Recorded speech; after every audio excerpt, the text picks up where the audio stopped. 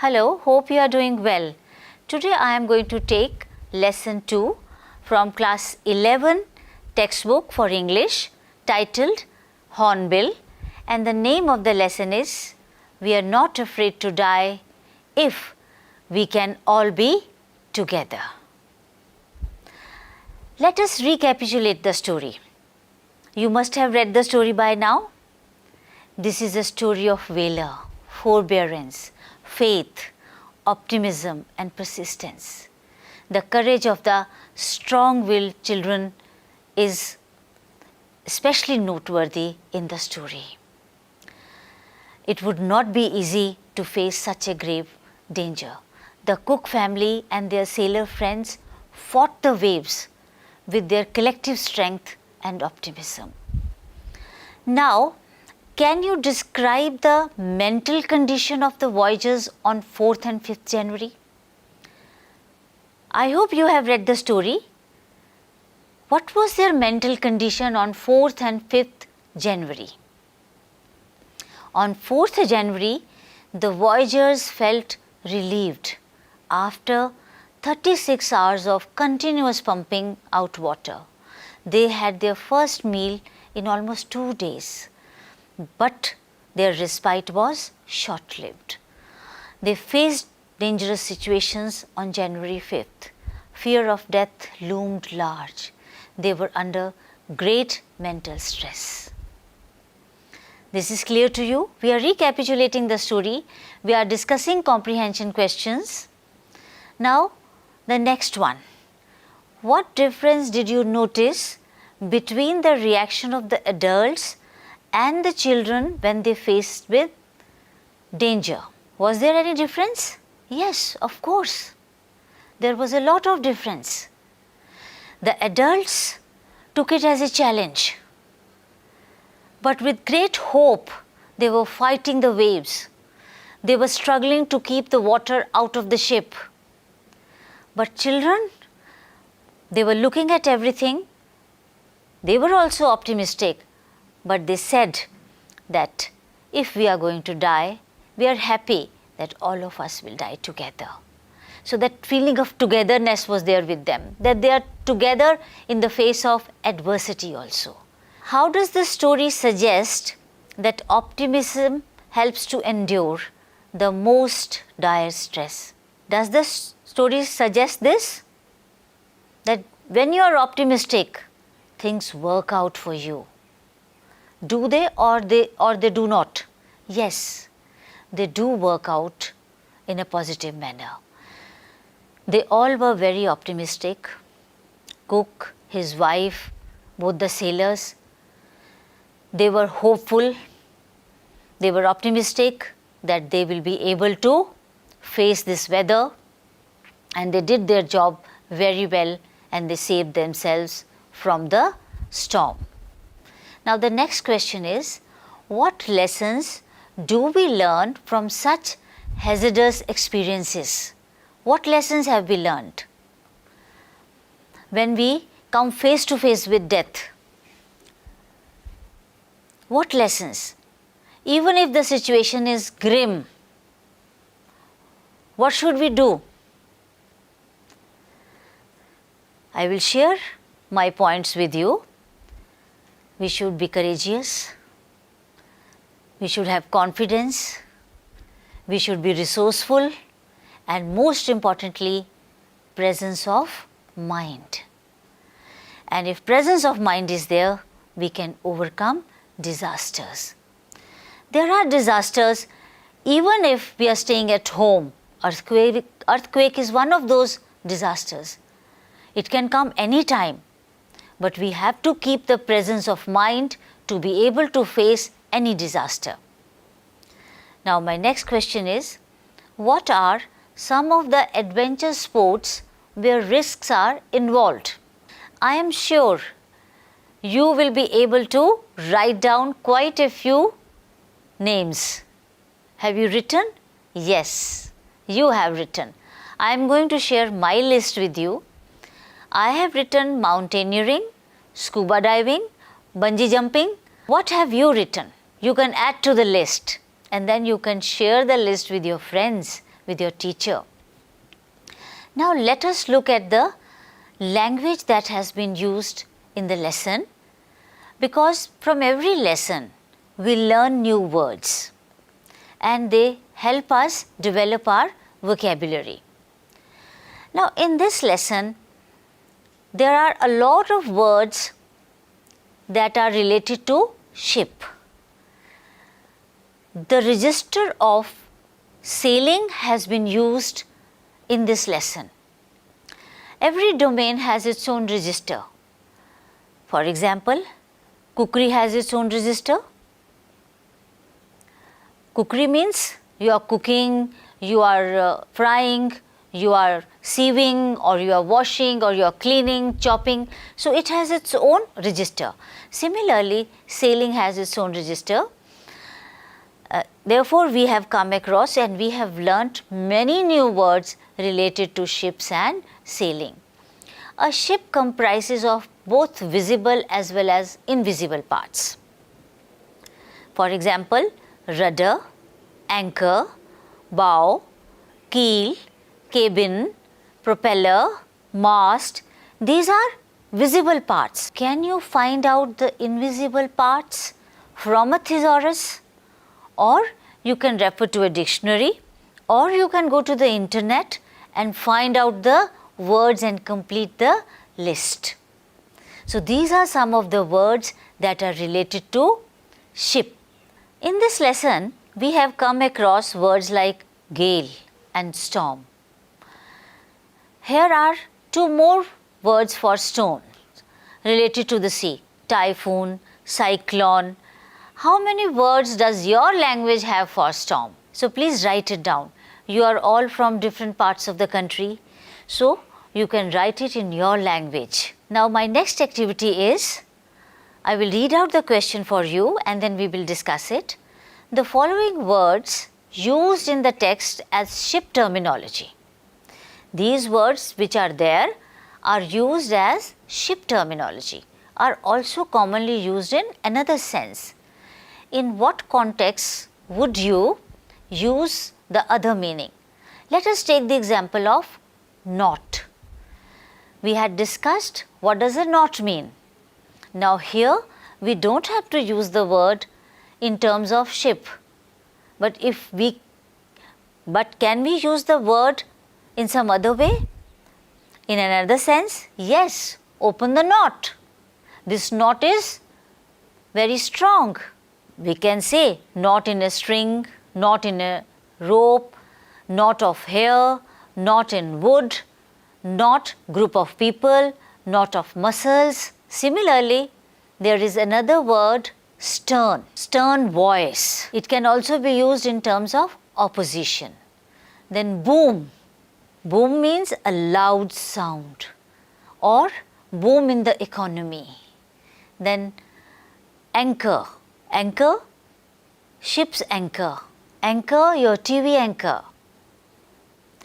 Now we are going to talk about compound words. The following three compound words end in ship. Can you add to the list? I have added one over here: airship, flagship, lightship, spaceship. So by adding the word ship, we have made a compound word and they have different meanings.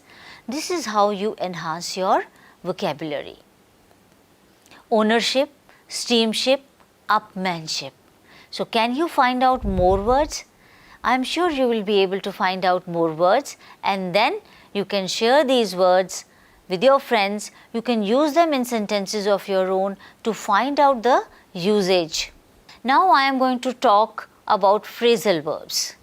The following are the meanings listed in the dictionary against the phrase take on. In which meaning is it used in the third paragraph? I want you to go back to your story, the chapter, third paragraph. Take on something. To begin to have a particular quality. Take on something. By adding the preposition on, we have made a phrasal verb which means to begin to have a particular quality or appearance or to assume something. Now take somebody on. Now take somebody on to employ somebody, to engage somebody. This is how we create meaning. To accept somebody as one's opponent in a game, contest or conflict. Now take somebody or something on. To decide to do something. To allow something or somebody to enter. For example, a bus, plane or ship.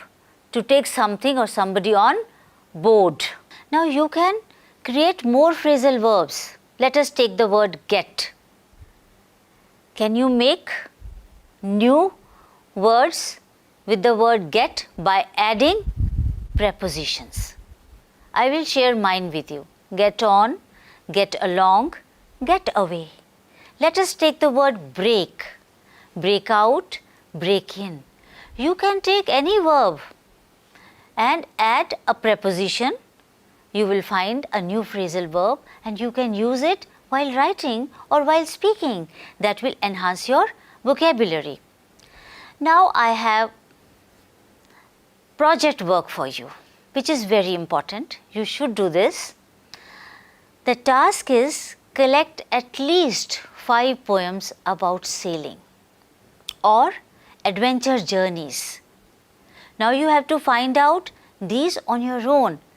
I will give you hints so that it becomes little easy for you. Then write a short summary of each and put them in your portfolio.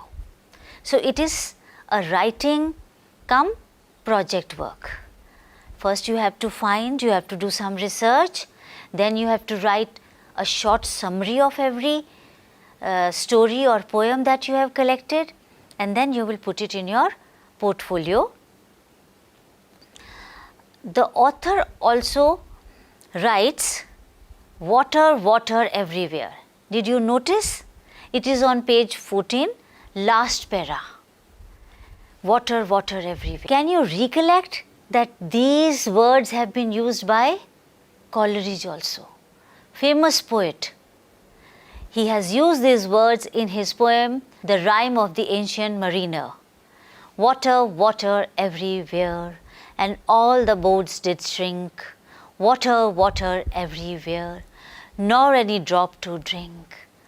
So, I have given you a hint of a poem where water, sailing, ships is used. I will give you another hint. A poem by Alfred Lord Tennyson. The name of the poem is Ulysses. I will read a few lines from the poem for you. It's not too late to seek a newer world. Push off and sitting well in order smite the sounding furrows, for my purpose holds to sail beyond the sunset and the baths of all the western stars until I die. So these are the two hints I have given you. You can either find out the poems or you can take a story. But you have to collect 5 things, poems or stories. Now read them, write their summary. Now I will share the steps of process approach to writing. Whenever you write anything, whether it is a summary or a letter or a paragraph, you have to follow this approach. Process approach has 5 steps, or you can say 5 to 6 steps. The first step is brainstorming or doing your research. Here you are not brainstorming, you are doing the research. You are looking for the poems, you are looking for the stories, you are reading them, you are making notes, and then you are writing the summary. So you are making notes. So do your research, find out the poems, read them and make your notes. So that is the first step. The second step is writing, the very act. So in this you have to write a summary. So summary is nothing but a paragraph. You might give a few examples in quotation marks from the poem or from the adventure story. I leave it to you. If you give exact words from the poem or from the story, it looks good. You can give, but summary should be in your words. So start writing the summary. So have you written the summary? Yes. The third step is reviewing and revising. This is an important step. Reviewing.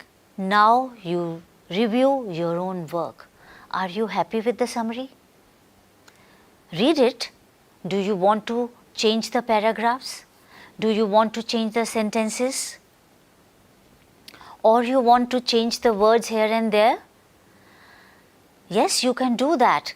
Reviewing means this only. You are analyzing your own work. You are assessing your own work. This is known as self-assessment. Or you can give your summary to your friends. You can form a group. You can share each other's work. This would involve peer assessment. When they are reading your work, they will give you ideas. You can present the summary in this manner. You can start it with a quotation, or you can end with a quotation, or you can give the quotation in the middle. I leave it to you, but you can discuss it with your friends. So you have reviewed it, then you revise it. So whatever you have discussed, now it is your time to revise it. You have changed the sentences, you have changed the paragraphs, you revise it. This is your third step. Your fourth step is editing. You need to edit your own work. Editing means you look at the punctuation marks. You look at paragraphs, the way they have been presented, the topic sentence.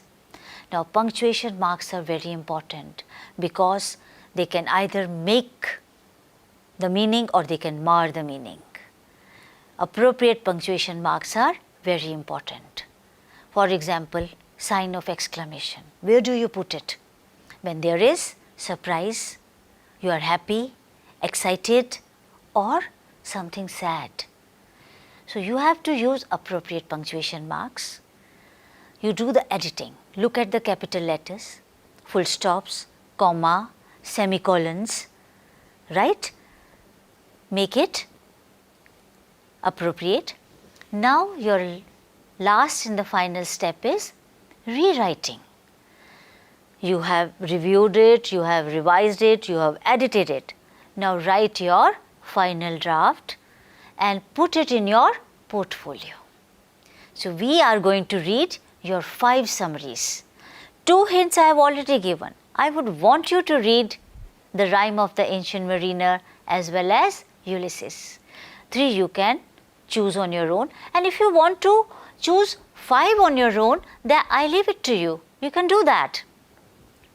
So this is how your project work will be done, and you can submit your project work to the teacher or to us. Even we would like to read it. Now let us look at the next question.